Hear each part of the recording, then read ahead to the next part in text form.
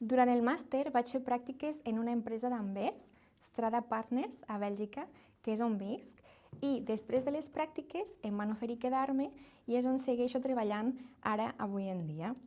Strada Partners és una firma de private equity, de capital privat, a nivell paneuropeu, i jo sóc la responsable de comunicacions. El meu rol és força variat i és que m'encarrego, per una banda, de la comunicació interna dins de l'equip i de l'externa, notes de premsa, xarxes socials i també l'organització d'esdeveniments.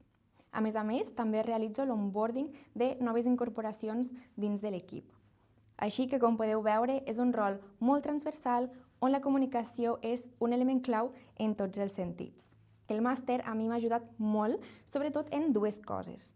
A nivell pràctic, a dominar diferents formats com el text, l'àudio, vídeo, etc.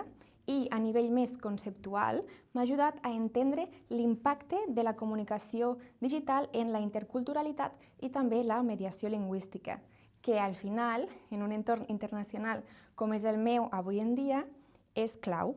Llavors, us diria que, si us interessa el món de les llengües, la comunicació, els entorns digitals, que us apuntéssiu. És un màster molt recomanable.